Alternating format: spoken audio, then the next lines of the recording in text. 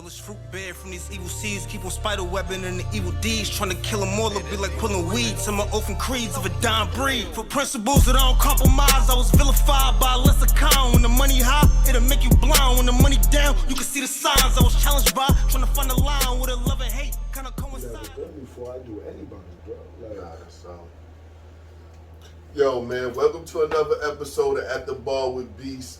As y'all can see, I'm here with my man Todd-o, a.k.a. Lucky Benzo. He in the building. Yes, Appreciate you, King, you already, the code in the building.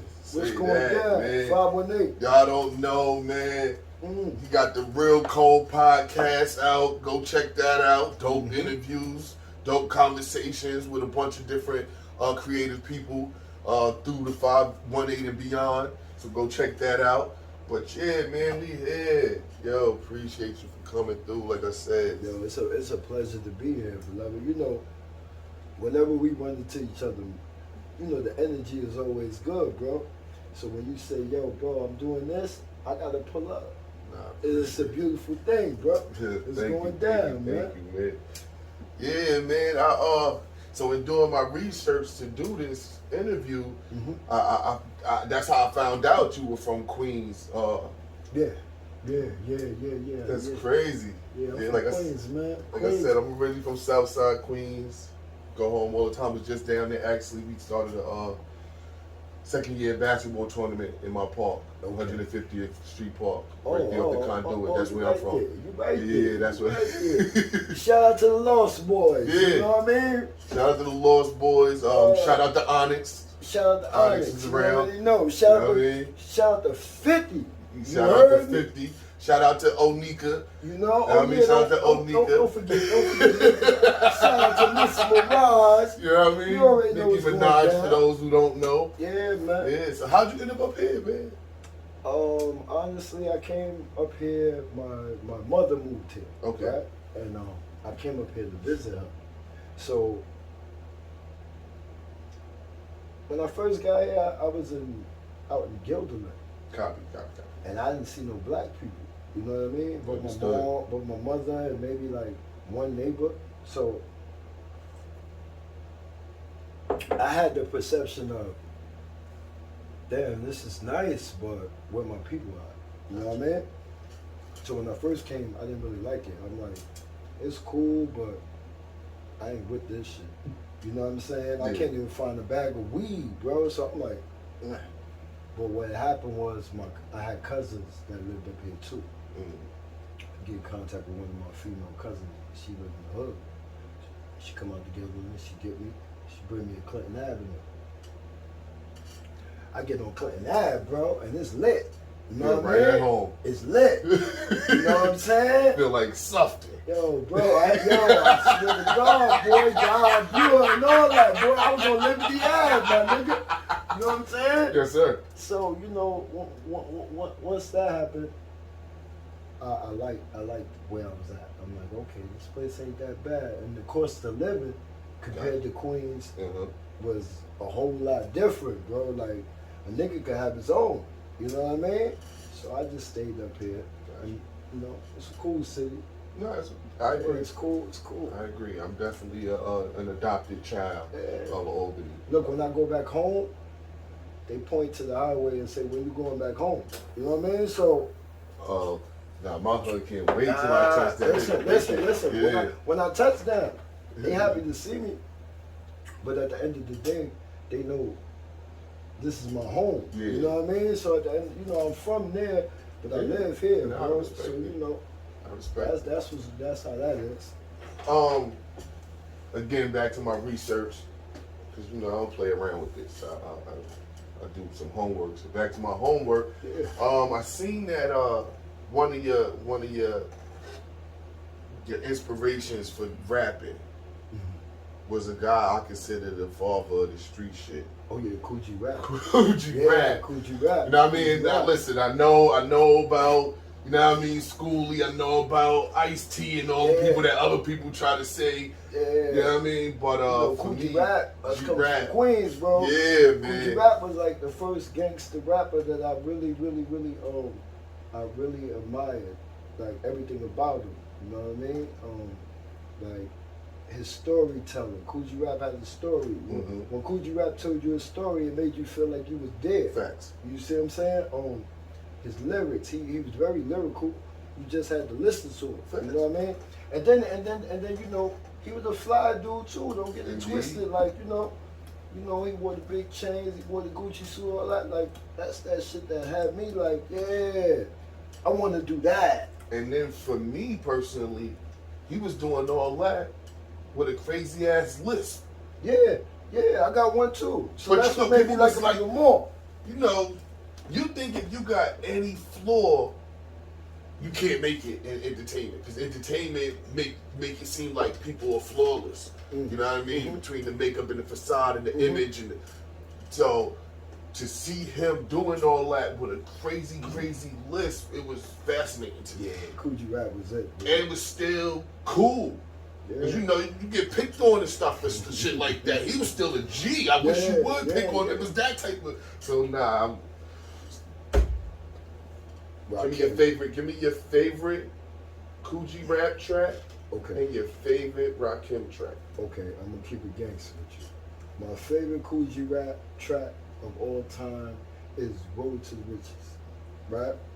And when it comes to Rakim, oh man, see when it comes to Rakim, I'm gonna put it to you like this. My favorite joint with Rakim, I really like my melody, right?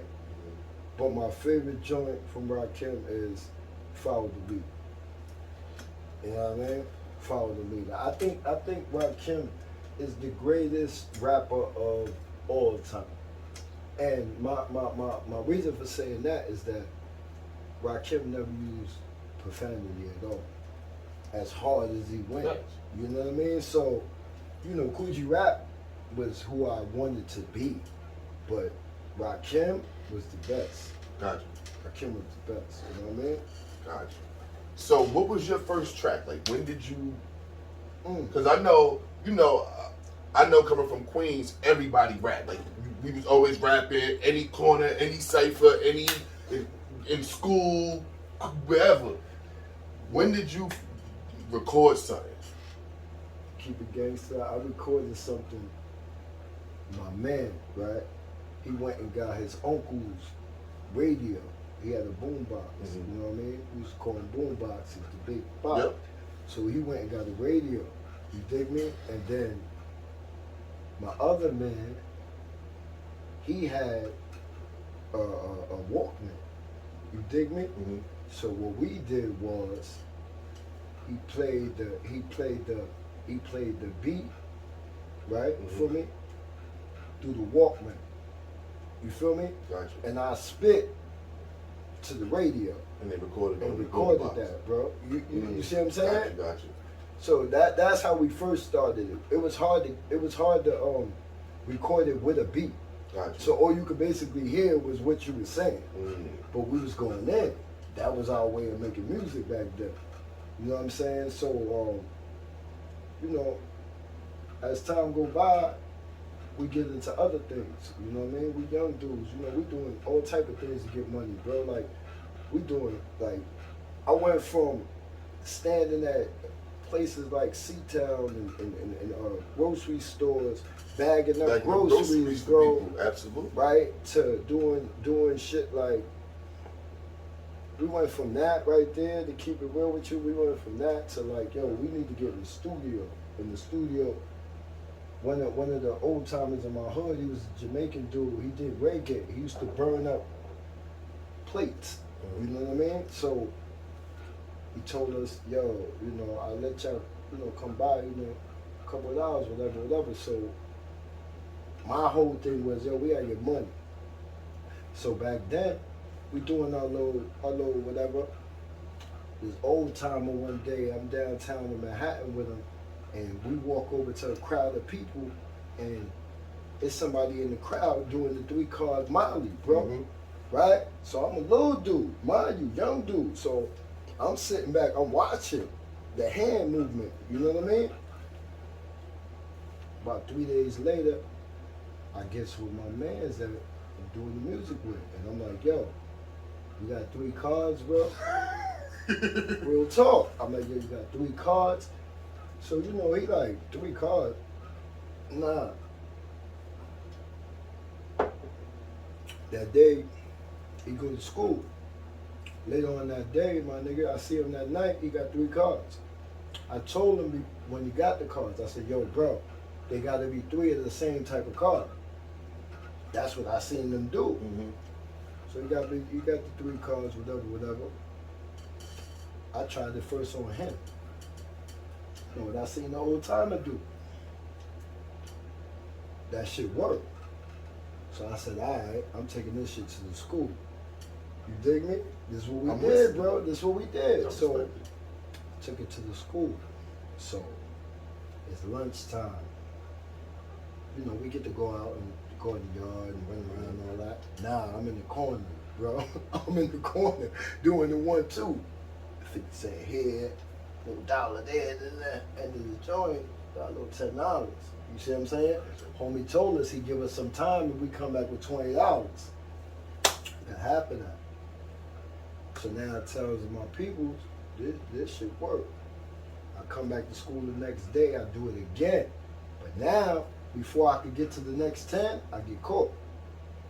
So I don't know that it's gambling, homie. Remember, I'm a youngin'. I don't know that this is gambling, bro. Bring me to the principal, I get in trouble. Sit me, I got to sit in his office all day. Make a long story short, the $6 that I made that day, he let me keep it, right? But he told me, I'm not going to take this back from you because I don't know who to disperse it to. Yeah. But I am going to suspend you. I'm thinking, I ain't worried about the suspension. I want the money, bro. Now I got $16. You dig me, bro? So that's how bad I wanted to hear myself to a beat. Because I kept hearing myself and I couldn't hear the beat. You couldn't hear the beat. I couldn't hear the beat, bro. So, yeah, man. So, you know, we came up with a little, you know, a little scam, whatever. We got a little studio time. We were short a couple of dollars, but he respected the fact that we were serious. So he let us record. He recorded us. Once he heard me, like really heard me, he like, oh nah, I like this guy. So he started letting me come record. What I did was, I started half writing songs, so my friends would have to finish the song so they could be put on to the song. You know what I mean? Because he wasn't willing to give them the studio time. You know what I mean? So even back then, we were little ones. We were still scheming on how everybody could get on. It was never I get on and you watch me get on. Yeah. Nah, bro, it was no fun to me then. If I had to be the only rapper at the circle, bro, it was no fun. I had to have, you know what I mean, someone to feed off of. I was better artist that would have been in a group at that time. But, you know, we didn't know nothing about none of that. All I know is I could spit up to here and I stop. Look at you. You spit to the rest, you stop. Look at me, I come back. I didn't know about bars. I didn't know hooks. I just knew the rap. You know what I mean? But like I said, the Jamaican guy, he taught us structure. Like, even though he was into reggae and we was into trying to rap, still it was a certain structure to making music. You know what I mean? So yeah, it was an early age, but it was fun. It was fun to me, and I didn't really take it seriously like that till later down the line. You know what I mean? But at that time, at a young age, I knew this is what I wanted to do. Gotcha. You know what I mean? I knew it. And then when they came out with Crisscross and they had the youngsters, and, you know what I mean? Like, come on, bro. They had young ones where I could look at them and see them actually doing it, bro. So I'm like, oh yeah, we're gonna get busy. You know what I mean? Gotcha. All right, so let's fast forward. Mm-hmm. Now you're making connections. Now you're getting more involved in the industry and the business of it all. See, now that part, right? That part came from, you know, I hung around people that was actually in the industry. Like, God bless my man KK. He used to constantly bring me to Dougie Fresh House. You know what I mean? I'm from Queens, but as a youngin', like I was a bad little boy, so I would have to do a lot of traveling to different family members. You know what I mean? So more or less, I end up in Harlem. One of my close friends was close friends with Dougie Fresh. So now I'm around Dougie Fresh. At this time, him and Slick Rick, they on their way to doing everything. You see what I'm saying? This is before Slick Rick went to jail. So he bringing me around Doug taking me to shows. I'm watching Dougie. You know, I'm watching what's going on, and I'm like, yeah, I wanna do this. I can't beatbox. You know what I mean? But I could do the Slick Rick shit. You know what I'm saying? And then once Slick Rick started busting out with all them chains and all that, I said, oh, it's time for me to get into this shit for real because, yo, you know what I mean? Yo! So, make a long story short, you know, I started wanting to really, like, rap. A couple blocks over from Dougie, was Teddy Riley. You know what I'm saying? And I was good friends with Teddy, and I was good friends. He had a group, right? And I was close with the members of his group. Gotcha. You see what I'm saying? So, you know, they would take me to little industry shit too, and I would just watch and sit back and be like, yeah, I can when I get right, I'm gonna get to doing this shit. So that's what happened, you know. So as time went on, you know, I was a young man in the streets, you know what I'm saying, and doing whatever it was I had to do at the moment. So I'm in the streets and I'm getting a couple of dollars, and I'm still wanting to rap, but I'm not saying nothing I'm not telling Teddy. I'm not telling Dougie, you know what I mean? I'm not telling the people that I know that's industry. I'm not telling them I want to rap. I'm just, you know, I want to do that shit. I got money now. I'm getting money. I want to do it. But it took more than the money. It took knowing somebody who knows somebody. You know what I mean? Yeah, and I didn't take advantage of the fact of me knowing these people. Like, you really know them, bro. Like, you know what I'm saying? It ain't no, you can go and talk to them or give them some music. I didn't do it like that. So what happened was I met Sammy from Jungle Brothers. You know what I mean? Sammy B from Jungle Brothers. I met him. And we went to the same barbershop, getting a haircut. And I'm spitting something to my barber. He hear me. So at this time, you know what I'm saying, Jungle Brothers is doing their numbers. You know what I mean? That's native tongue. So he put me on to Red Alert. You see what I'm saying? Now Red Alert, living on 113th, I'm on 114th with 75. Red Alert is right there. So now I'm seeing Red Alert. So now it's Harlem industry. I'm bumping into all these people, right? You know what I'm saying? I run into Mace. I run into Cam. These is through ciphers. You know what I mean? Just have a little ciphers in Harlem. I'm on the train one day, and I see this pretty ass female, bro. She was bad as hell. You hear me? I'm not gonna hold you up, now, nigga. She was so bad, we might have to get high. But she was bad. Bro. Check it out. Real talk, bro. So I'm on the train. I'm on my way. I'm doing a little messenger job at the time because the streets started getting hot, and I really wanted to do the music. So it was like, you can't sell crack. You know what I mean? Straight up, I'm gonna keep it real with you. You can't sell crack, my nigga, and think you gonna do this music thing. It ain't gonna work out like that. One wrong sale, you gone. Go. So I decided crack is no good. Crack is whack, like they said back then. Crack is whack. I put the drugs down, homie, and I went and got a little messenger job. So I'm on the train. Bad chick come on the train, and I'm just looking at her like, damn, she bad. You know what I mean? Bro, she come over to me. She like, yo, could I ask you something? So I'm thinking she gonna ask me a direction or some shit. Take my headphone out, like, huh? She like, oh, you into music? Now at that time, bro, I'm into it. But you not, yeah. I'm working my messenger Facts. job, bro. I got the passport. So boom, she's like, yo, you do music? So she was bad, smelled good and all that. Hell yeah, I do music. Yeah, I do music. Yeah. Facts. Yeah, I do music. She's like, yo, you got a manager? I'm like, nah, I don't have a manager. So she tells me, look, I know somebody at Motown Records and they're doing a compilation album. If you got some material I could bring to them. Now at this time, bro, I don't know. I'm thinking she just, Yeah. I don't give a fuck. Give me your number is what I'm thinking about. You thinking me, brother? I ain't gonna lie to you. This is what I'm going. Give me your number. So she gives me the number. We exchange numbers and shit. She calls me about 2 days after that, and she tells me to come down to 47th Street in Manhattan, you know what I mean, to meet her. So I get down there, I bring my man with me. Now, he don't know shit about music.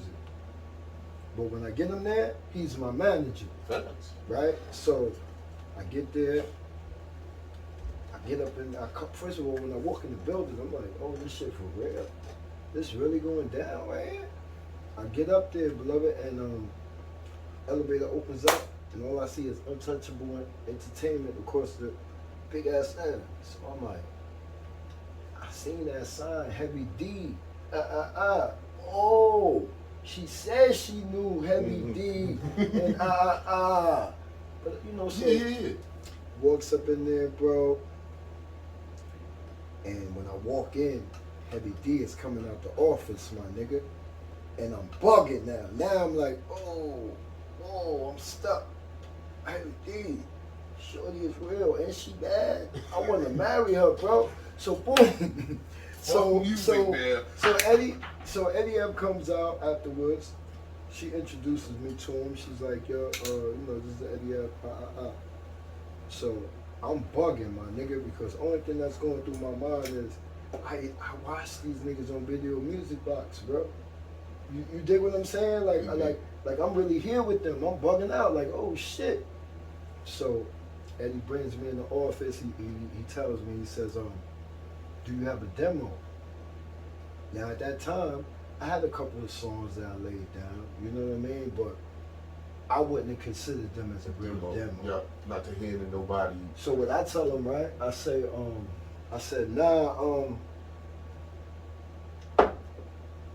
I was coming straight from work, and I left my package at home. Gotcha. You know, I was bullshitting. So I said, yo, I left my, so he said, okay, well, I got one better. You know, this is a production company. I have a whole bunch of producers here. Wait a minute. I press the button, tell homegirl, yo, they come in, he throw it in. Now Beats is rocking. So now he looking at me, we talking, and I'm just like, man, fuck that. Now is the time to go hard. My nigga, I start going crazy. I start going. Now, the shit that fucked Eddie up was my look didn't go with my sound.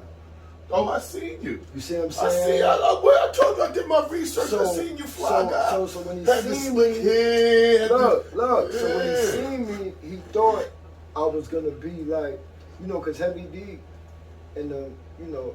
Don't get it wrong. Heavy is nice. Heavy spit. Heavy nice. Heavy spit. But like you said, he. It was a more of an R&B-ish type of. I came in son of Coogee rap. You understand what I'm saying? Like, you know, if you know, any artist nowadays, if you sit down and you really have a conversation with them and you ask them, like, you know, besides local people, who in the industry inspired you, like. You know what I'm saying? A lot of the times, the artists that inspired them is who they go the hardest to be like, bro. You know what I mean? Whether they want to admit it or not, that man or that female, they gave you that idea that can be you. You know what I mean? And you want to be a better that.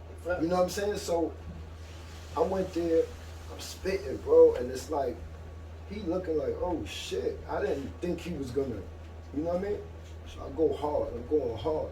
Beats is going off, beats is going off, beats is going off. I'm not stopping, my nigga. I'm not stopping, my nigga. It got to the point, my nigga, where, bro, he looking like, when the fuck do he stop? No. And then afterwards, right, while I'm going in, you got different producers that, because these are their beats, they walking in the office too. We got the door cracked, my nigga. So people walking in and they peeking, and I'm still going like I don't see nobody. I got tunnel vision, nigga. I'm just looking at him. You'd have thought I was going at him the way I'm going. So I'm just going hard. I'm going blah, blah, blah, blah. So they looking, they like, oh shit. Fancy motorcycle jacket, jewelry, ripped up jeans, motorcycle boots, fucking curly hair. Like, he don't look like what he... Yeah.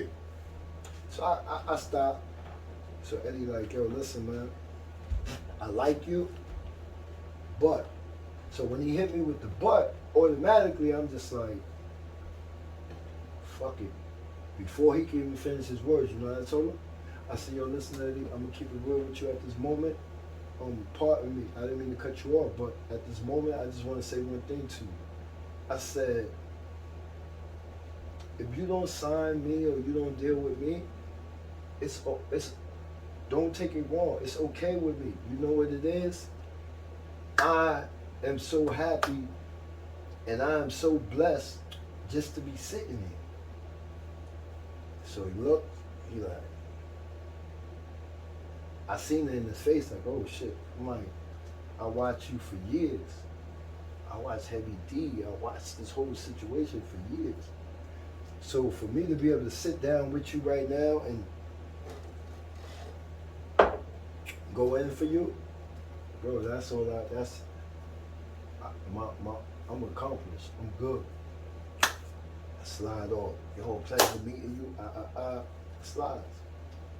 So my man that ended up being my manager, he says to me when we get back down to the train station, he like, yo, you went crazy. You went bananas, right? But I told him, I said, yo, homie, first impression is everything. You understand? If I didn't seize that moment, I don't know what moment would it ever come, bro. I said, yo, if he don't sign me, it's all good, right? Because now I know I got what it takes to sit down with somebody who do have it. And that's all I needed. Check it out. Go about my business. I'm doing what I'm doing. Come home from work about a week later. You know what I'm saying? My man who's my manager, this nigga sitting in the hallway of the projects. But when I'm walking up, my other man that I fuck with, he comes out the building like, yo, bro, this dude been sitting here waiting for you for a while, man. We didn't ask the nigga what he doing here, man. Like, but he got a suit on and all that, so we didn't touch his jaw, but what's up? Yo, that nigga. So when I walk to the door and I see it's my man, I'm like, oh, nah, he good. That's my man, bro. So I get in there, he like, yo, I got good news. I'm telling him, man, I'm tired, my feet hurt. I've been walking all motherfucking day, giving out packages. If you ain't telling me it's about no money, ain't no good news. He said, nah, I got something even better. So he goes in his back pocket, my nigga, he pull out the envelope, and I'm like, what the fuck is this? He opened it, and I see Motown Records on the top of it. I'm like, what's up? He like, yo, Eddie said. I said, oh shit. Yo, my G, I started crying, my nigga. Oh, you believe that that's shit? An amazing moment right there. Bro, I started, you hear me, my nigga? That shit had a nigga crying, boy. I'm not even gonna hold you up, my G. I started crying. I'm like, oh. Nah, that's amazing. I said, moment. this We gonna nigga, roll up to that. look, man. I said, this nigga he gonna fuck with me.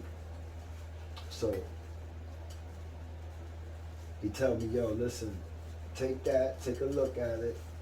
I don't know nothing about no motherfucking contracts. So I tell him, like, what am I looking at this shit for? Where the money at? Dead ass, bro. That's my first thing. Like, I'm saying to myself, I just came from a minimum wage job. Yo, bro, I didn't walk from motherfucking Chinatown to Brooklyn, back to Manhattan. Like, you know what I mean? Nigga feet tired, boy, delivering these packages. If a nigga know anything about being a motherfucking, you know what I mean, a messenger in Manhattan, that shit's serious. So, Like, yeah, nigga. train. Listen, scooter, however it goes. So my thing was like, where the paper at, right? So he tell me, nah, yo, look at the contract on, we're gonna say this was a Monday, on Wednesday, we go meet up with your lawyer. I made sure I went and got you an entertainment lawyer that's willing to work pro bono. You know what I'm saying? Because I ain't get no money yet, bro. So I'm looking at him like, lawyer? I'm getting a lawyer, nigga. I ain't got no bread, man. Like, you fucking with me at the wrong time, bro. Like, what we doing here? I was gonna ask you, did you take their lawyer? Nah, so this is what happens. Yeah. This is what happens. So that's a mistake a lot of artists make. Don't take the lawyer they get. You work for them. I'm gonna tell you what happens here, right? So we go get the lawyer. The lawyer goes over the contract. Everything was legit. Basically, what I was signing for was that Motown Records was about to distribute an album for Untouchable Entertainment. I was an artist that was on the compilation. You know what I'm saying? The compilation was going to have Tupac, Biggie, Grand Poobah, Intro, Changing Faces, Darnell Jones. At that time, Darnell was in a group called Porsche. You know what I'm saying? The name of the album was called Let's Get It On. So, Eddie F, it was a compilation album. So I basically signed to do a single. And if the single went well, Untouchable Records was about to be distributed by LaFace Records. That's who Darnell Jones ended up coming out with. I didn't wait around. And now I'm going to tell you why I didn't wait around. What happened with that situation was, like I told you, when I came to them, I had a certain look. You know what I mean? I always kept that look at that, you know, at the moment. That was who I am. This is me. But the look was more like what they would consider, like I would say consider a commercial, like more like a commercial artist. So, you know, Father MC back then was big. Indeed. You know what I mean? He was real big. Shout out to Father MC. He was real big, and when he slid and did whatever else he did, it was a whole lane left. Me coming in, you know, brown skin guy, you know, like me coming in and coming under an umbrella that he was part of. There's a whole lane left for you. I didn't get that. At that time, I didn't understand that, bro. Like, I didn't get me turning into anyone else. Gotcha. I didn't get what lanes, I didn't understand the business, bro. So my whole state of mind was, I looked at this man's videos and I said, hell no. You think that's what Todd-o gonna do? You think Todd-o gonna run it? You think Todd-o gonna have chest all out, oiled up and all that shit? You think that's what Todd-o gonna do? Nah, that's not what Todd-o gonna do. Coogee Rap wouldn't have did that. Coogee Rap wouldn't have did that. I mean, I'm just keeping it real. Like, Coogee Rap wouldn't have did that, bro. Now, don't get me wrong. If the first artist that I wanted to be was LL Cool J, because he's from Queens, shout out to LL. You'd have been shirt off, greasy chest. Speaking of L, I went to school with LL. You hear me? Shout out to Andrew Jackson. Shout out to Andrew Jackson High School. I went to John Adams. Yo, I went to Jackson. Shout out to Andrew Jackson. You already know what's going on. Jackson, boy. So, you know what I mean? So, you know, if that was the case, bro, you know, if I wanted to focus on being more of a ladies' man, then I would have did LL. I would have been more like, but Father MC, you know what I mean? Like, gotcha. I liked him for him. I didn't like that shit for me. So when my manager started explaining to me about it was a whole empty lane left and that man went platinum, you know what I mean? You can go platinum right off the back. I didn't get that. What I got was, yo, no disrespect, but some of the shit that I heard and seen, that's not me, bro. And I don't care how much money they talking about. I really don't care about how popular they're saying I'm gonna be. I don't care about none of that. What I care about is the fact of that's not who I am. You know what I'm saying? Don't get me wrong, man. I love women, bro. You know what I mean? I love women. But my mind is more on money than being a sex object. Like, I don't care about none of that type of shit if it don't put money in my pocket. You dig me, bro? And I can't be sold. Like, I won't sell my soul. When it comes to certain things, I stand for certain morals and principles, bro. You know what I mean? And you're not going to get me to drop those or change those over a possibility of what it could be. No. Because see, while I'm switching up to fit which y'all think the people gonna like, right? Mm-hmm. What about the people that really know me, bro? What about the people that really know me that's like, yo, you know what, my G, damn, my nigga, that ain't you. You dig me? So once again, any which way it goes, it's like, it's a catch-20. My nigga, you go against the grain or you stay with the grain. Now that you're older, do you regret it? Or if you could do it again, would you still do the same thing? I'm gonna tell you the God's honest truth. Because you know what this. No, I'm gonna tell you the God's honest truth. What it is, you know, when you take a person off the streets, right? That we're gonna say, like you play basketball, right? Mm-hmm. You take a person that goes and they get busy every summer. Every summer they get busy at the tournament, right? Mm-hmm. But after the tournament is over, they don't play ball, right? Mm-hmm. And then you got a person that's like, he's in the gym every day, homie. Like, this is what he really does. If you have a conversation with them, the conversation is going to be a little different. It'll still be on basketball, but it'll be different. Gotcha. You see what I'm saying? So what it was with me was, bro, I was a good ball player in the park, but they wanted to put me in the league. But there's rules to this shit. But me, at the time, being an all-star from the park, I'm feeling like ain't no bending, ain't none of that shit. See, your rules are your rules, right? Yeah. But if I was nice enough to get here, y'all, if you want me, imagine who else. Got you. That was my state of mind.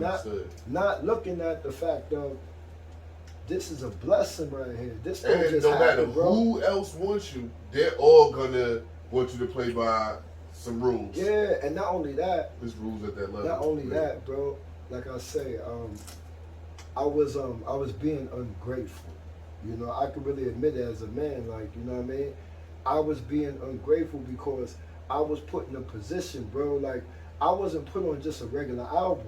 If they go if they go look up the album right now, if I'm just saying for your viewers, if you go look up the album right this moment, I was on a classic album. Nah, that's crazy. Nah. You know what I mean? And not only was I on a classic album, beloved, I was on an album that was damn near done, and he still put me in the building with these artists. He still put me on that album. He still got me that Motown check. You know what I mean? For real, bro. Yeah. So at the end of the day, I should have been more grateful. You understand? I should have been more appreciative. But I felt like that man owed me something. Gotcha. You understand? I'm making music for you. Man, anybody could have did that. I didn't realize that. Yeah, I didn't understand it, bro. I didn't seize the moment. I took more or less like advantage of it. Like, you know, everywhere we went, Eddie would bring me to industry situations, and everywhere we went, the ladies always found me attractive. You know what I mean? Like, and the fellas always felt my vibe. Like, yo, his energy he's a good dude. That's a real dude.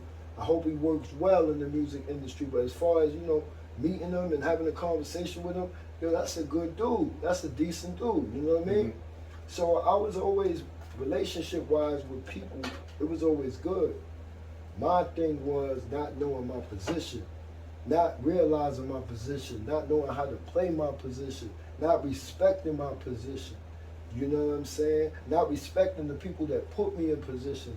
Like I said, my manager wasn't a manager, bro. You said he ain't know nothing about music. You know what I mean? But guess what? To this day, he still manages. Shout out to Will Hilton. He still manages. You understand what I'm saying? So that was something off of. I just believe, yo, this is my man. He want to see me win. We gotta win then. See, it's never been about me. Like even when I got here, beloved, with the music, bro. The people up here will let you know, man, whether they like me or they don't like me. A lot of these artists will tell you, bro, Todd-o was the first one to give me a break, my nigga. Mm-hmm. Todd-o was the first nigga to tell me, yo, little homie, I believe in your shit. Todd-o was the first one to say, yo, you know what? I'm on that flyer, but yo, they just gave me 15 minutes. Yo, guess what, my G, I'm only gonna do 5. You and your mans take 10 of that. You understand me? Todd-o was the one that be like, yo, man, what you mean they can't perform? How much more it costed for them to perform tonight? That was Todd-o.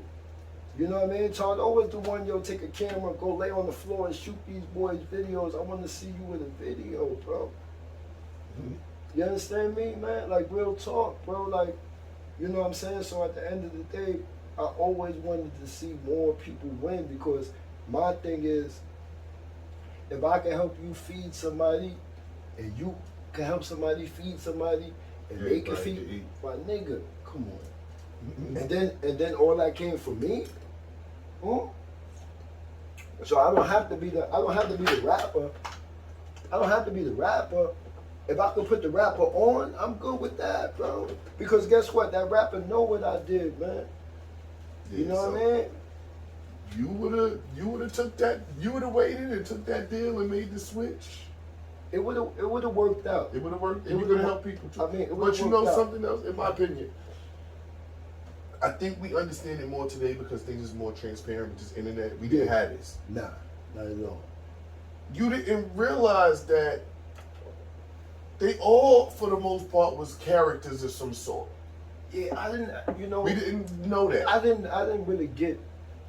I didn't get the word entertainment right. I didn't get the definition of that correctly, bro. Seriously. Facts. Seriously, like, I thought if I got a record deal, that automatically, listen, y'all signed me, I got this deal with y'all, so, hey.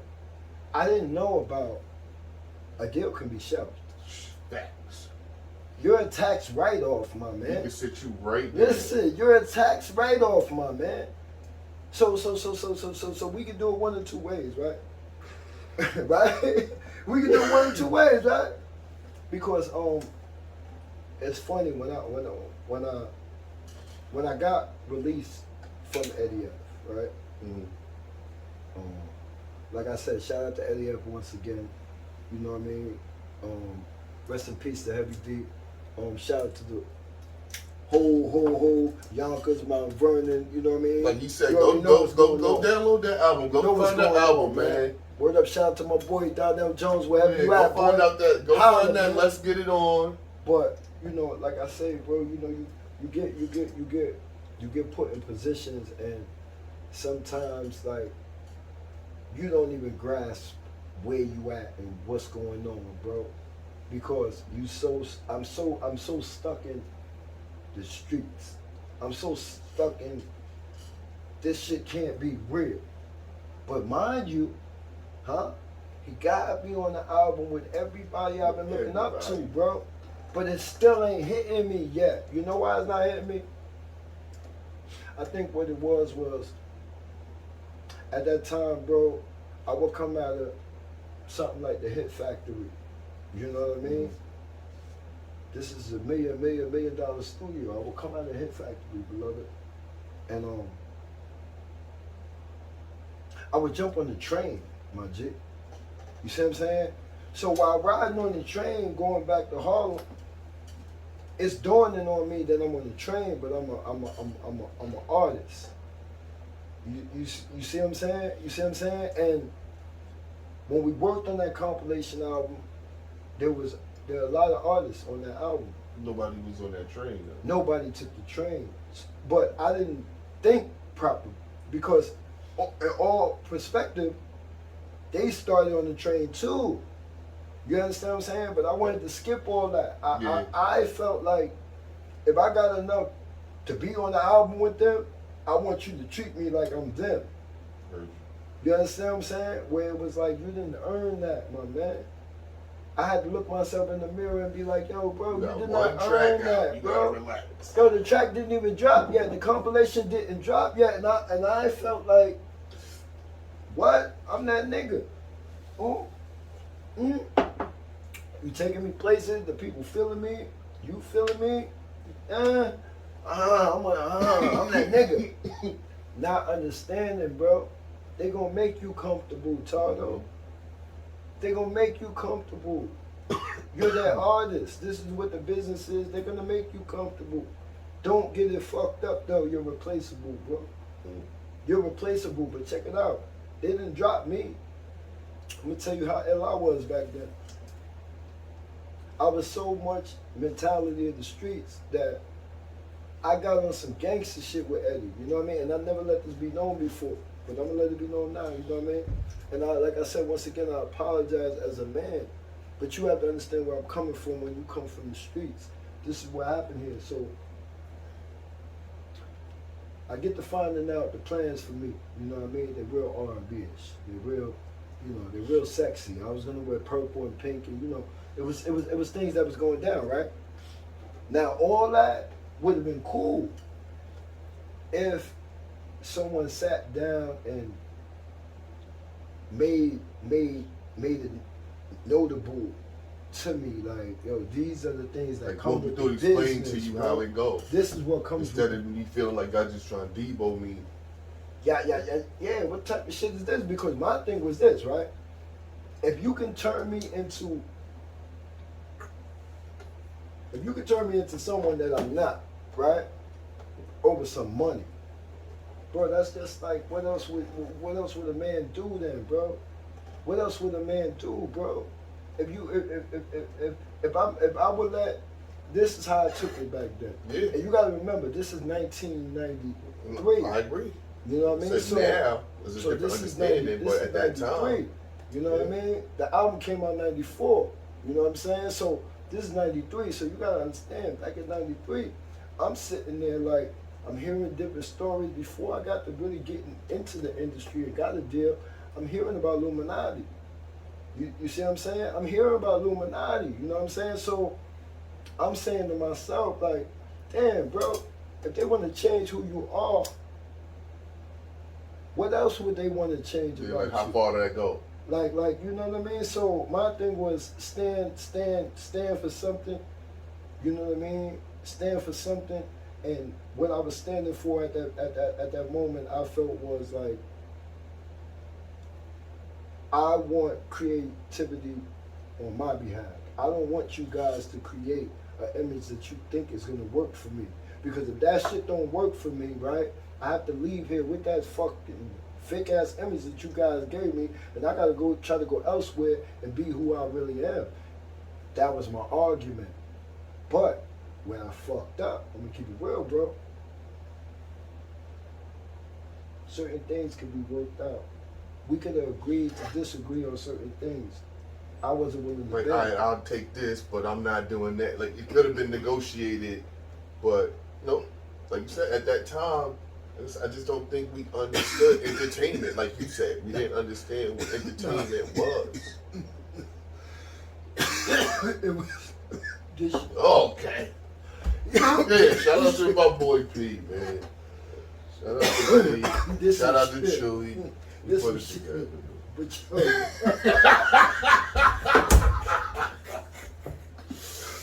yo, we had the ball. Yeah, we had the Bar Wit Beast, man. Everybody can't pull up here, man. Nah, they don't need to.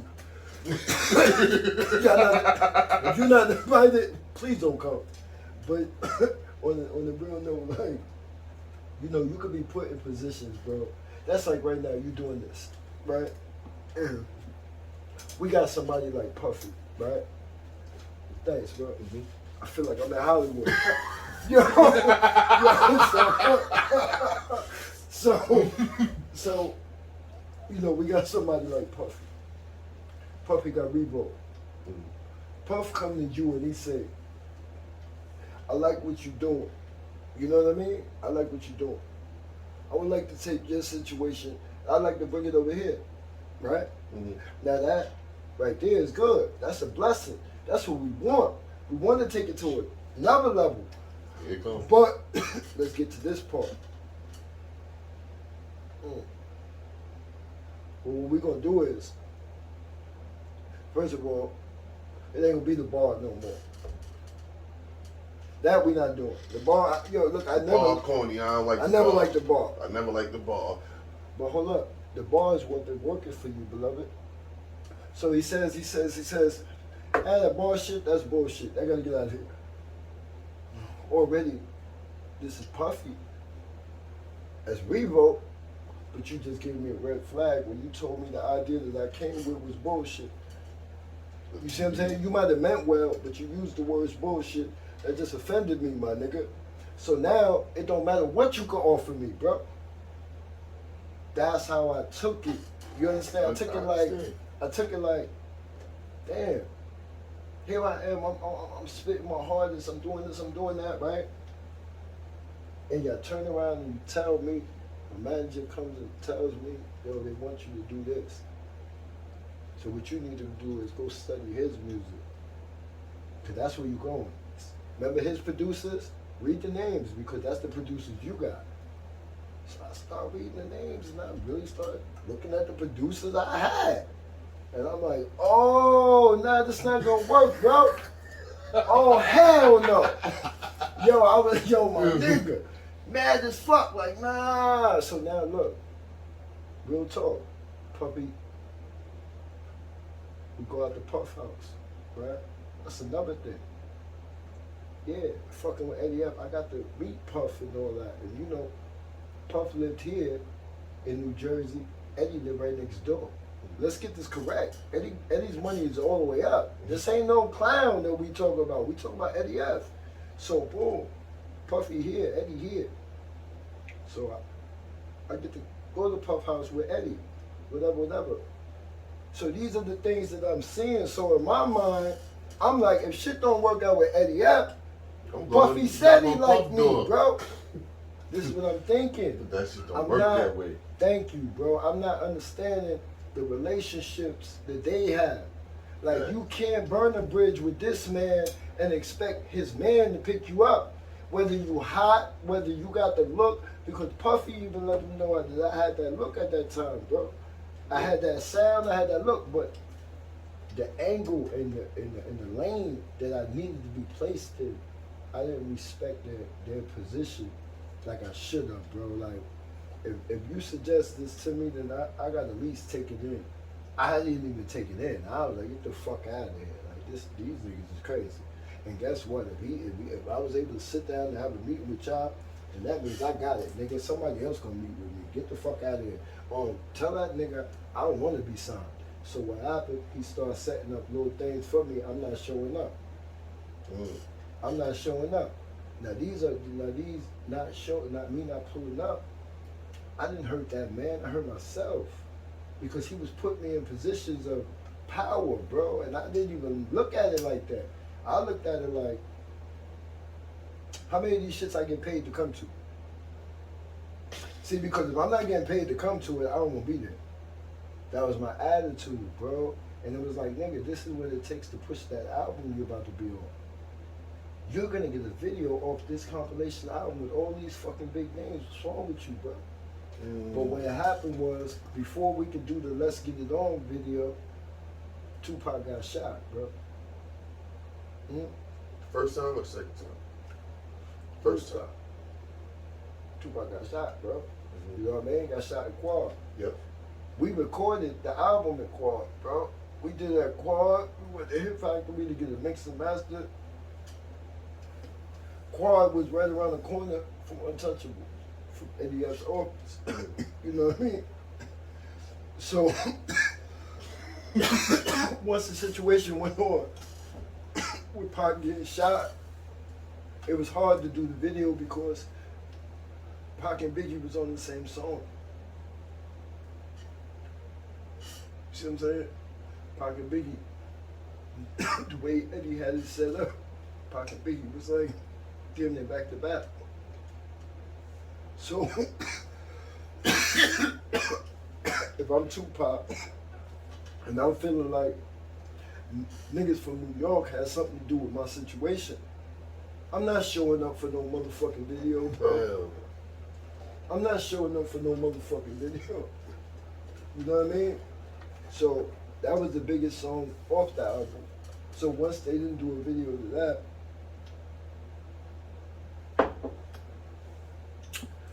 I felt a little different, bro. I'm like, damn. I thought I was gonna be able to rock with Big. I thought I was gonna be able to rock with Pop. I thought I was rocking with, you know what I mean, Grand Poobah. I want a hook from Changing Faces. I can't get on a song with intro. These are the people that's on the album. So I'm thinking, yo, down the line, Felicia Adams, you know what I mean? Bro, Eddie had me in the studio. Funkmaster Flex, bro. Shout out to Flex. And these are facts, so people can look this up. They can Google this. I only say these people's names because these are people that's out there. So you know I'm not lying, my nigga. I ain't got no reason to lie, bro. Shout out to Flex. Eddie had me in the studio with Funkmaster Flex. Funkmaster Flex, he remixed Felicia Adams' song. I was the rapper who rapped on it. It was coming out, bro. No, here I go with my fly bum ass. I went out. You niggas want me to be who? Nah. Nah, I don't want no, I don't give a fuck about that. I don't care. Donnell Jones, it's time to do Donnell's album, bro. LaFace Records is distributing it. I was supposed to be on Donnell's album. I did the song and everything. Gave the nigga my ass to kiss. Gave Eddie my ass to kiss. They took me off that song, bro. That Funkmaster Flex remix I was supposed to be, you know what I mean? That was it for me to be in there with Flex. But I do. I tell Eddie and them niggas, man, fuck all that, man. I don't want What that do to me? What that do to me, bro? So, when I did finally, you know, get to doing my little music up here, I came up here with the state of mind of, I don't really care if people like me or not. This is my hustle. This is my hustle.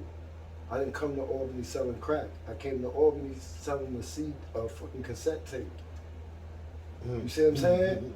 So when niggas was moving crack, I was moving my cassette tape to the crack dealers.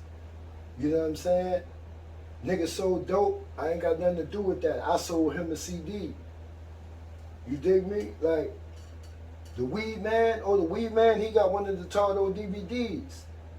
You see what I'm saying? Like, your hustle gonna be your hustle, I can't. But I know my hustle is to entertain the hustlers. You understand? That's how I thought at the time, because there was a lot of hustling going on around me. So why not? You know what I mean? These hustlers need entertainment, bro. They going out buying other people's music. I rap too.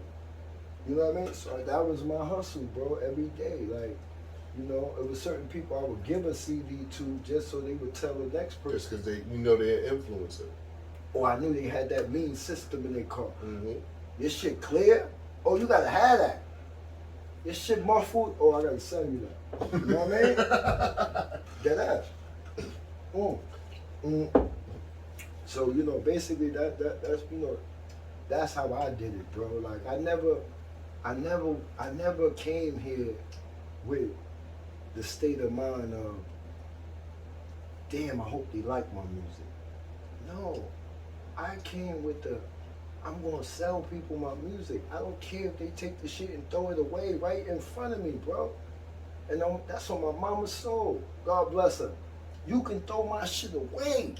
I wouldn't give a fuck. Long as I got the money, my G. Because it's yours.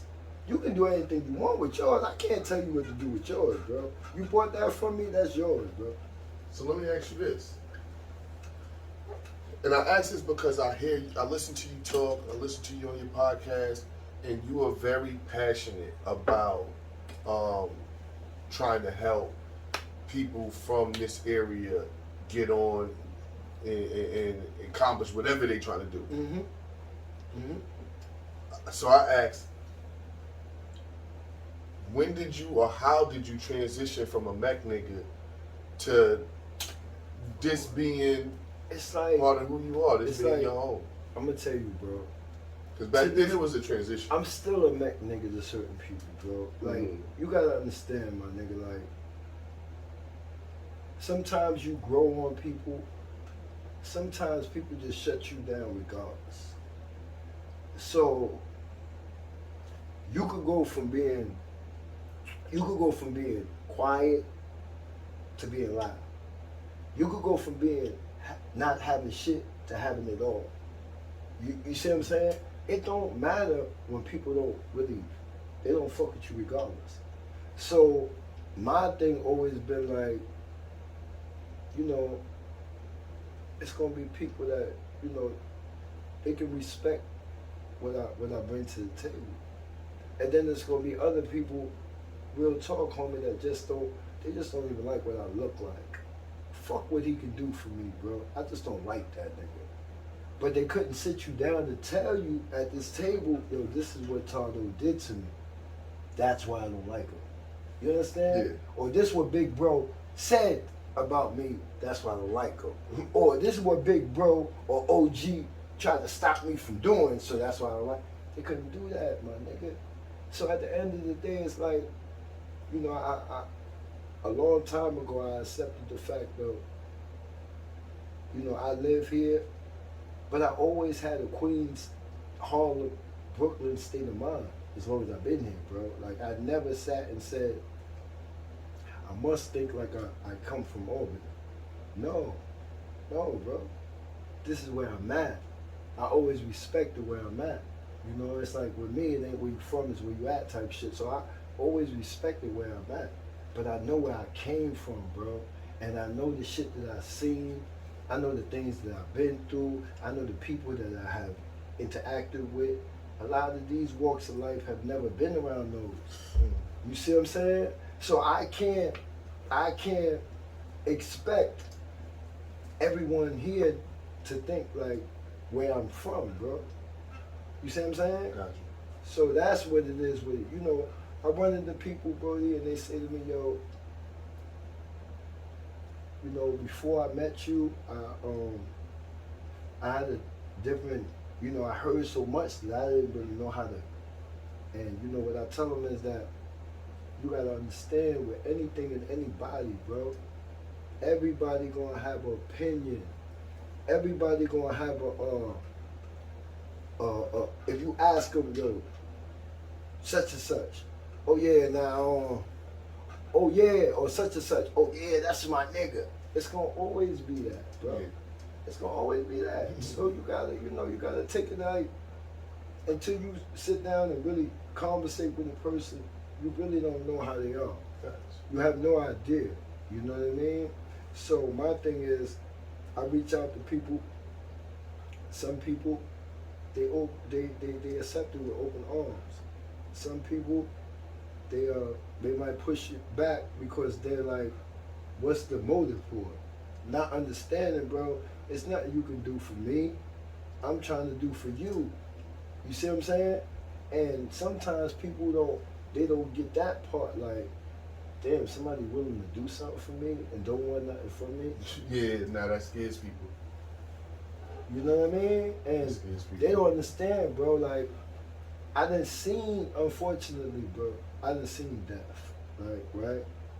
Like, seriously, like, I done seen real, you know, and my thing be like, 11 months ago, almost a year ago, they resuscitated my life on Quail Street in Albany, New York, bro. Yo, I had a question about that, so I'm gonna skip right to that. Yeah.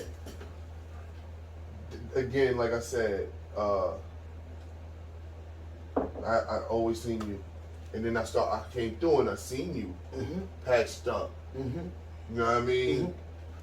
But I ain't asked no question. That ain't my business, so I ain't never asked. But I did see in the interview that you spoke on it, but I didn't know what happened to you. So first, I want to say, man, glad you're still here with us, man. Yeah, man. Inshallah, God is good, bro. Glad you're still Thank here you, with bro. us, man. God is good. Yeah, man. Tell for those who don't know, man. Well, Tell me about the accident. July 12th, you know what I mean, last year. just got off work. Working at Five Guys at the time, you know what I'm saying? So it's late night. I just get off work. I'm a little hungry. So I get to the hood and I go to the corner store and I'm like, damn, my nigga, you niggas ain't got nothing in here. Street patties, you know, the meat looking old.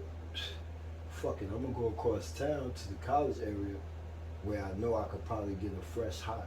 You know what I mean? They treat niggas different over there. So jumps in the G-Ride, I pulls up.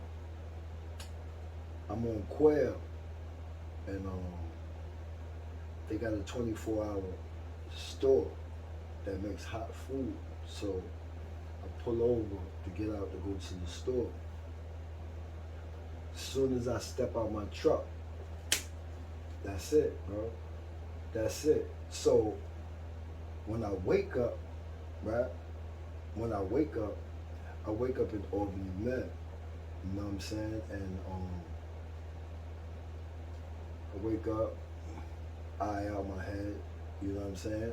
I had half a tongue because I caught a seizure, and I bit my tongue off, so I had half a tongue. So I'm just really getting my speech and shit like that back as time is going. But yeah, bro, I broke every bone on this side of my face, every bone. You know what I mean? And it fucked me up. You know what I mean? But I tell you though, right? The kid that hit me was a young kid. You know what I mean? He was a young kid, and they wanted me. I could have, like, it was a situation where he could, you know, I could have. Yeah, you could. I could have finished little homie. I could have finished little homie. You know what I mean? But I got a young son. You know what I'm saying? That just learned how to drive too. Yeah. You feel me? I got a young son. He just learned how to drive. You know what I mean? And No, that's dope that you was. so, you know. But you also get something out of it. Like, Yeah. Well, you know. I ain't gonna hold. Talk too much. Yeah, I ain't gonna hold you. I ain't gonna hold you up, but you know, shout out to Martin and Rosati. Shout out to them. Yeah. The heavy. The heavy hitters. Yo, shout out to them. So I can get hit heavy, yo. But you know, it's Now, all I'm cool good. with them guys. They Yeah, they take care. They good guys. They take care of their business, man. Yeah, they help us out over there in her House of Hoops. Yeah, but nah, I'm good. How long was the recovery process? Well, honestly, Are you still recovering? yes, sir. Like, keep it real with you. Like, it's certain nights, bro, that I can't even sleep. You know what I mean? Like, I lost all type of nerves over here because when I caught the seizure, I bit the lip and it bit through the nerve in my lip. Gotcha. So, and my tongue, like I said, they had to put my tongue back in. Together. So, you know, I deal with a lot of pain, bro, but at the end of the day, I look at it like it could have been worse, bro. Like, it could be worse. Like, people see me and they're like, oh, man, God bless you. Like, you still here. And I'm like, yeah, that's what it is. I don't think at this moment, you know, that was the plan. You know what I mean? You never know what's going to happen when it's going to happen, but I don't think that was the plan of how we going to go out. You know what I mean? I think temperature. So, did they put metal plates? Nah. They didn't put metal plates. What they basically did was, if the camera was close, they could see up the top of my eye. You see all the stitches there where they replaced it. They placed the eye back in my head through the top. As far as my tongue went, you know, I had to get stitches in and out to bring it back together. For the breaks in the face. The bone structure of my face. You know, if you can see a gash right here in the middle of it. Basically, I didn't go back. I just let it heal on its own. Gotcha. You know what I mean? Like, one thing with me, it's funny, right? I'm a very spiritual person. So I put a lot of things in faith. I don't put it in man. Gotcha. So at the end of the day, you know, they told me, this is what I was told by man. I was told I wouldn't see you the way I see you out this eye right here. I was told, right, it would take me many years through therapy and to talk right now. So like at the end of the day, I stopped. You know, I understand everybody has a job, just like police, right? I tell people all the time. Me personally, I don't have a problem with police at all. My job is to stay out their way and let them do their job. Facts. Right? Right out their way. Right? That's my job. Like, I mean, that's anybody's job. You know what I mean? Like, you know, they got a job to do, you got a job to do. Your job is not to give them no work or for you. Or for you. I don't care about your job. Do your job.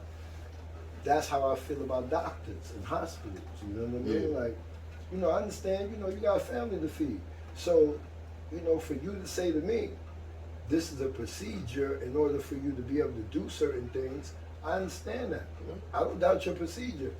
I'm just a believer in, I'm a firm believer in whatever's going to happen and take place in life, it's going to take place, bro. You know what I mean? Yeah. Everything ain't about medicine and therapy and this and that. Nah, bro, I got to take it as it is and just keep it moving and be thankful that I can still keep it moving. And that's that. So one of the reasons that it was important for me to put that question about the accident in is because I actually broke my face playing a pickup game of football a few years back. I have 7 metal plates in my face. Oh, see, you, God bless you, bro. God bless you, because see, I didn't want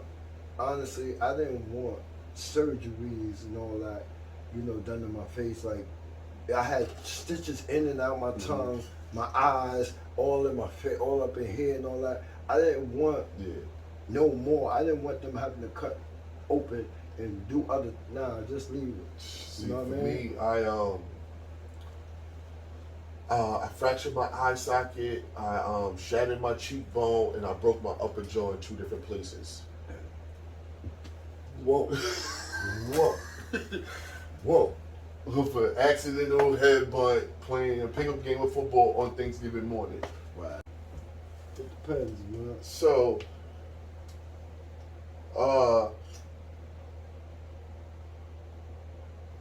way to me, maybe not way, but to me, slightly ahead of his time, the ski mask way. Yeah, Ski Mask Way, you know, that was a film project that started out, that whole idea of the Ski Mask Way, I'm not gonna lie to you, that started out, it was gonna be a video, right?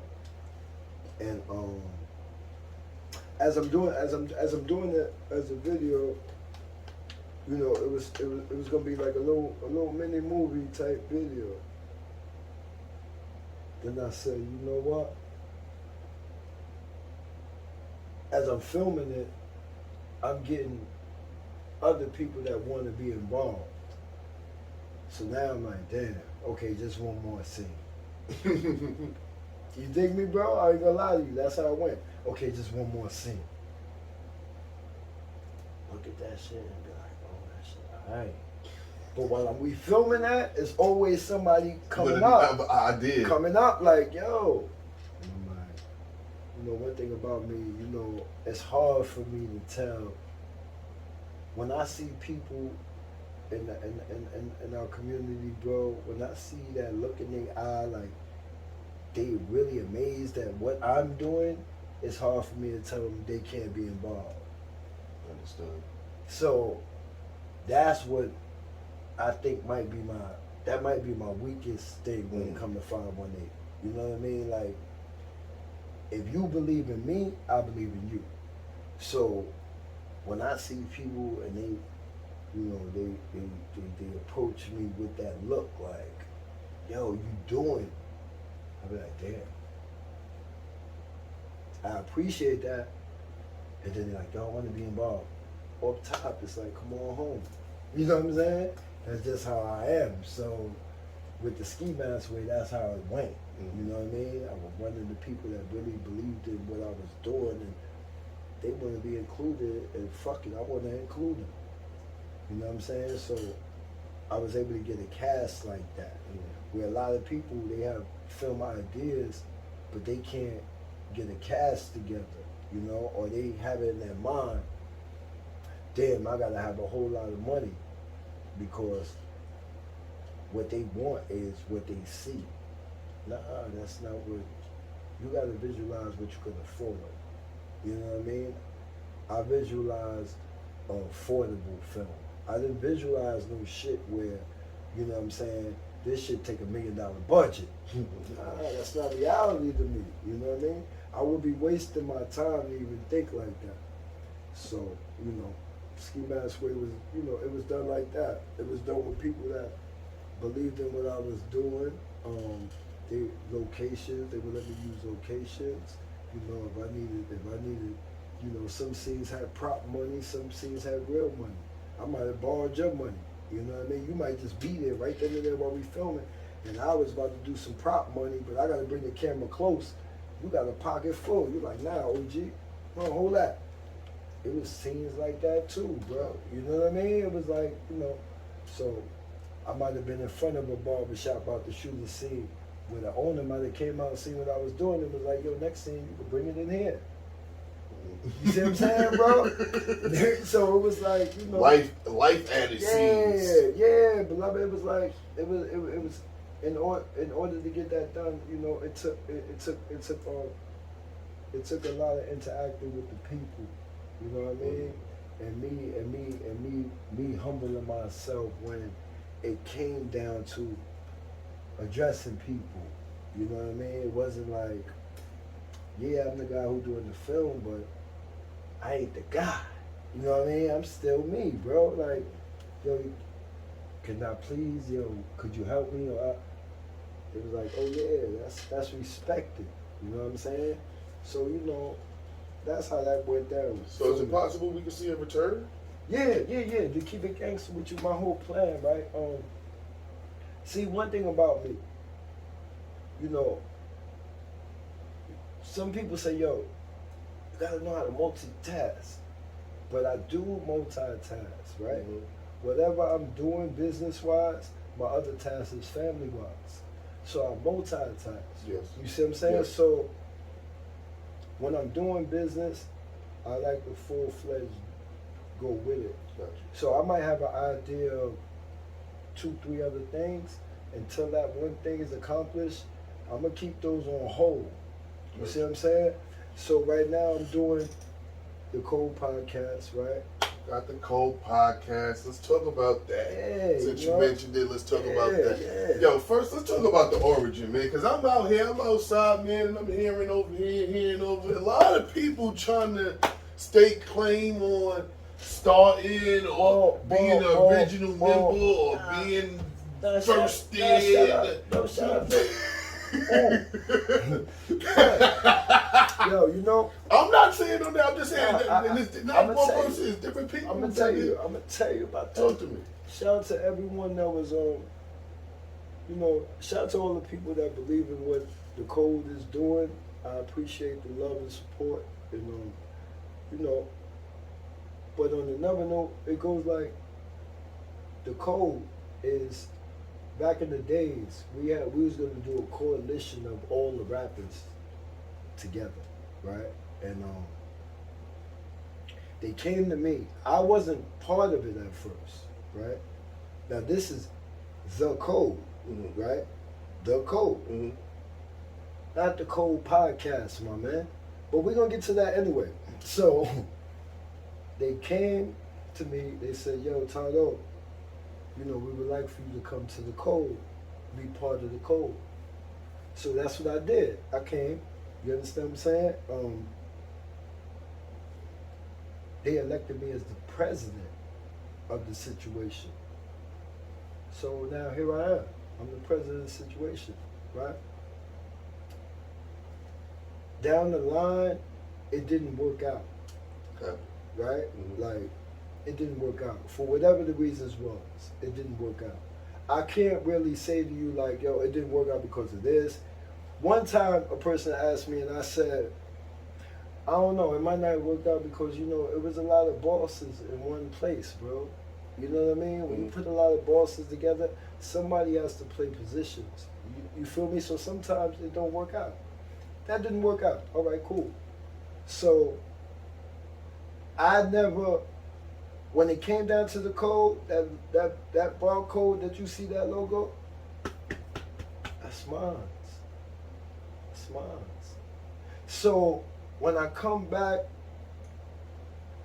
10 years later and I decide I want to do the Code podcast, bro, right? Mm-hmm. It has nothing to do with what the code was, bro. My code stands for conversation on deck every day, bro. You know what I mean? You can make it every day, you can make it every week, you can make it every moment. But it's conversation on deck, bro. Gotcha. It ain't about nothing else. So when a person says, that's why I don't get offended, bro. Yeah. I take it as a compliment. When a person says, yo, I created the code, it depends on what you mean. This is why my podcast is called The Real Code Podcast, fam. You understand what I'm saying? Like, you couldn't go to YouTube and just type up the code. You know what's gonna happen? You might see 10 other podcasts. You have to put The Real. You understand? Because this is real right here. Like, what we doing right now is real, bro. So at the end of the day, you know, I don't take offense when other people say, oh, I came up with the code. You might have, but you didn't come up with this podcast, bro. Like, let's get it correct, my G. Back in the days, there was a store in Troy called The Code, where people went shopping for clothes. You understand? So what do they take that as? Oh, the guy with the podcast took my name, but I'm gonna tell you how gangsta I've kept it.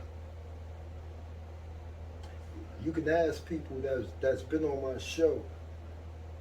75% of my guests in my very first season have been original members of that code, bro. See, I live by a code, bro. I stick to the code, bro. You understand what I'm trying to say? Yes, sir. So even when a person sits back and say, yo, I made up, ask them, did they sit down with me already? So why you didn't tell me that on my show, man? We could have talked about it.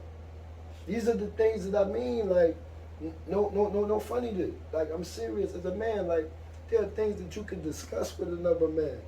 You're supposed to discuss it with another man. But like you said, you had to learn it.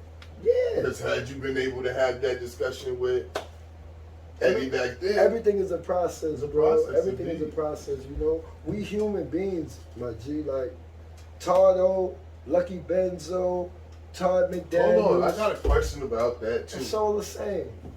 So you okay with any of them? Like, because I was gonna ask, like, what do you prefer to be called? I'm gonna tell you, right?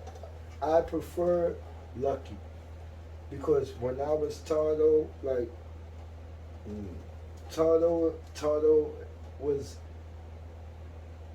who I was before they gave me 8 minutes to be in wherever I was and they brought me back, bro. When they brought me back, bro, Todd-o laid down with the person who laid down. I just don't know how to not offend people when they call me that. Because I'm like, you need to know Lucky, bro. Like, because you might even think like, damn, yo, I know him. But you really don't if you ain't took time to really like build with Lucky. Like, you know, things happen in life and they make you change whether you like it or not. So who I am today is who I always should have been as far as I'm concerned. You know what I mean? But, you know, you go through things in life and you experience things and, you know, they mold you, you know, and I'm a very loyal person, bro. So a lot of people, even though my ways of thinking and the way I move is different, my heart is no different towards certain people, you know what I mean? Love is love, but they have to understand, if you're looking for Todd-o, you might have to go back. You see what I'm saying? Yeah, you heard it here first, man. Like seriously, you prefer to be Lucky, no like, disrespect. if you looking for Todd-o, right?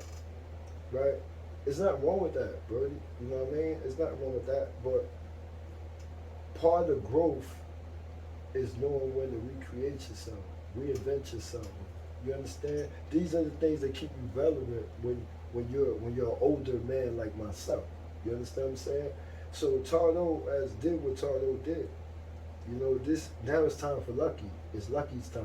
You know what I mean? So we could talk about the Todd-o dude whenever. Whenever. Like, you know. But more than likely, the reaction will be a little different from how Todd-o would have reacted. You understand what I'm saying? So it's all good, you know, it's all good. And a lot of people,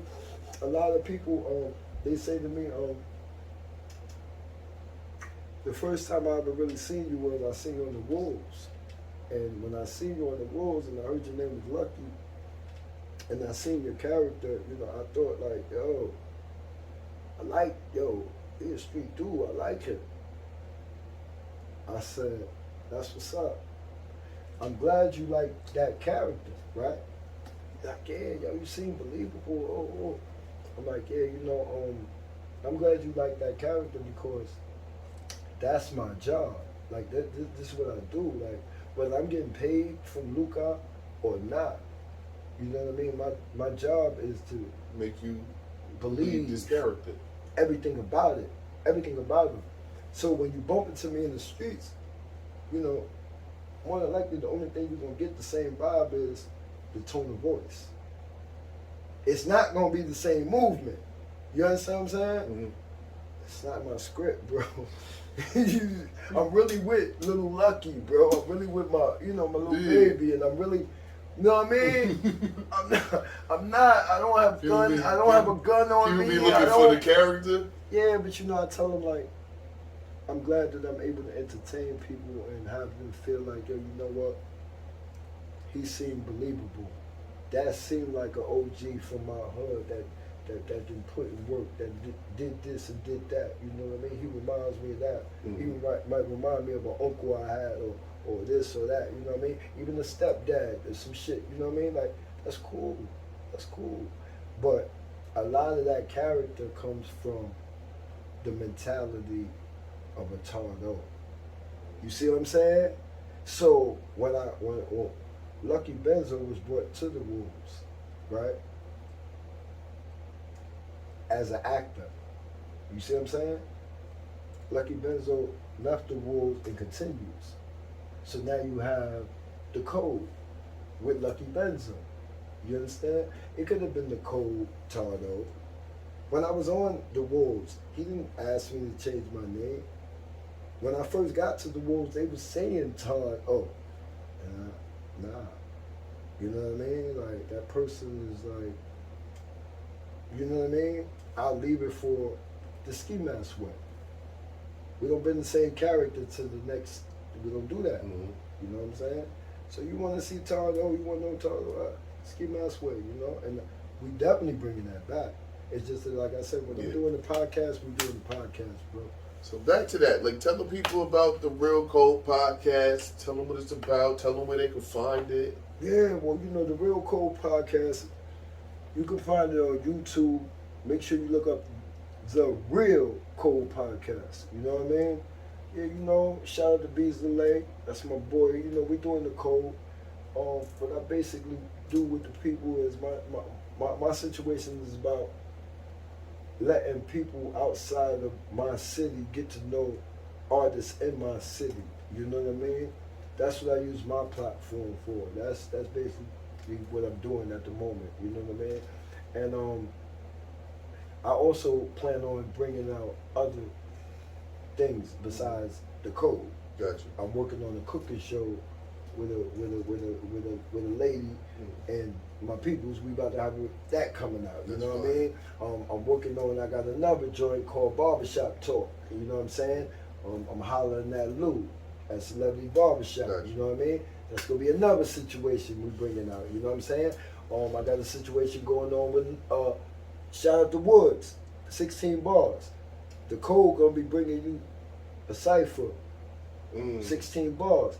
The Code presents 16 from the 16 bars. Gotcha. You dig me? So we plan on doing a lot of different things. I want the Code to be like I want it to be more of a brand that's able to put other brands on. You know what I mean? I want it like that. You know, I don't want it just to be just to be a podcast. I don't want it just to be a mixtape. I don't want it just to be I want it to be a movement. I want to use the code umbrella to put so many different opportunities and different ideas that people have around me on. Got you. You know what I mean? So that's basically what the code is about right now. Who are some of the people that was on that first season? Yo, look, I had a very eventful first shout out to all season. the artists. I really, really appreciate anyone who came through and spent time with your boy. You know what I mean? Gave me the very, things I needed to know for the people to know. It's been good, bro. I've had Ready Raw in there. Shout out to Ready Raw. Shout out to US Bay. They was my first ones. You know what I mean? After that, I had my brother on there, Albany Lou. You know what I'm saying? Why not us? Yeah, why not us? You know what I mean? That's my guy. Let me explain something to you. Like, with Ready and US Bay, those been my favorite for years. Like, that was more personal than anything. Like, those are my favorite. Like, those are like, you know what I mean? Yeah. So, with Lou always treated me like a brother, like a big bro. You know what I mean? So, when you got that, when you feel that type of love from a person, automatically you want to see them succeed. Like, you know what I mean? Him and Tiggs always Tiggs always gave me the big bro. You know what I mean? I always felt that love, bro. So like me and Tiggs was connecting through other channels without even really knowing each other. So when I spoke to him, I'm like, yo, that was me. Oh, no, that was me too. He was like, oh, no, we gotta... See what I'm saying? See what I mean? So it's like, so I had Albany Lou and Tiggs. I had Ready Raw and US Bay. After that, I brought Hard to Kill. You know what I mean? Hard to Kill. Shout out to them. Yeah, most definitely. Shout out to Hard to Kill, man. You know what I'm saying? Yeah, I always show them love. Then another one that I was tapped into them before they knew. Like, they actually... So I interviewed Celia, and she was telling me that she met them at a showcase at the Linda. Me and my wife was at that showcase. Oh, that's dope. Like, me and my wife was there. That's dope. Because my man Kasir invited us to come see how he was doing the photography thing. Street Global. That's my guy. Shout out to All Street Global. Guy. Stop playing with me. God, what up, B? That's my guy. Peace, bro. From when we first moved up here from the city, we lived in North Albany. Okay. So when I came back, because I used to do photography. Like, I've done eye candy photography all down the East Coast. Okay. When I came back up here, he knew I used to do the photography, so he was trying to pull me into what he was doing up here with the photography. So he invited me out to that. Shout out to him. So I was there for that performance at the Linda, and when they actually met with her, so that was dope. But I really started the media personality, or whatever you want to call it, at a 25 to life battle event at one of Pesci and the battle events. Yeah, and I just started recording and doing interviews after the battles, and then that became a thing. Yo, I tell you, man, back to the code. Let's go. Right? Back to the code. Let's go. Pesci, CEO, 80. They was the code, bro. You see what I'm saying? They was the code, bro. Ready Rock was the code, bro. US Bay was the code, bro. Well, y'all had everybody. Yeah, I listen, bro. I kept it the code, bro. So anyway, yeah, like I told you, I had Lou on there, man. You know, Lou and Tiggs. I've had Zoo Bosses on there. You know what I mean? Shout out to Zoo Bosses. I've had them on there. I have had Orange Gambino, OSB. Yeah. Shout out to OSB. Trenchy. I've had Trench on there. Shout out to Trench. You know what I mean? The whole umbrella, like, you know what I mean? Nah, don't get it. Don't get it crazy. Nah, you been rocking. Don't get it crazy. Icons. Don't get it. Yeah, I was Icons. gonna say Shout out to my Yo, guy. shout out to Maddie. I done had HOC Yup, on there. HOC. You know, 5 Footer and Sony. Shout out to 5. Shout out to them. You know, like I can't forget 2 Live Cats. 2 Live. I done had cats on it. Nah, you know what I mean? Nah. So so y'all hear these names, hold man. on. He ain't done. Shout out to my girl. Yo, listen, this young lady is gonna be a star, my G. I'm telling you, boy. Hood Mona Lisa, B. Look out for her, man. Young lady's fire, B. Shout out to Hood Mona Lisa. You know what I mean? Like, shout out to my boy JB. Oh, I almost forgot my G. Yo, my fault, my G. It's just a lot going on right now. Shout out to JB. You know what I mean? Yo, shout out to Seven. That's out already My on the man YouTube Seven. channel. Go to YouTube, type in The Real Cold Podcast. Yeah, Yo, man. Like, tune into them episodes, man. Yeah, please tell a friend and tell a friend, man, to go check out the Real Cold Podcast on YouTube. You know, we basically like to do the things we like to do. If you hear somebody telling you that, you doing the things you like to do, that's because that's what we do at the Code, yo. We do the things we like to do. We do the things y'all like to do. Check us out, man. But I'm at the bar right now. You know what's going on, B. We're at the bar. Man. And we doing it, man. What else you need to know about? Man, I don't know, man. I might be throwing down with you, man. Hey, I've been kicked out before, man. Nah, man, you ain't gotta go home. We just turned them off, man. You know, I'm fucking with the peoples. Yo, man, we at the Bar Wit Beast. Thank y'all for tuning in to another episode, hold man. up. I forgot to shout out Mud Babies. I was about to get to all of that. I wasn't finished, so we just gonna do the shout out. Okay. Yo, shout out to my man Marquise King, with the Hoop Dreams joint. Go check him out. Shout out to Mud Babies. Yes, he don't sir. play around. Nah, Mel Black. Yo, Mel Black don't play around. His promotion game on 1,000. Go check him out with the merch. The new hoodie he got out is fire. Go get that. Get that mud. Yo, muddy. Yeah, get that muddy shit. Man. So, appreciate y'all for tuning in, man. We did it again. Yeah, we in the building. You already know, man.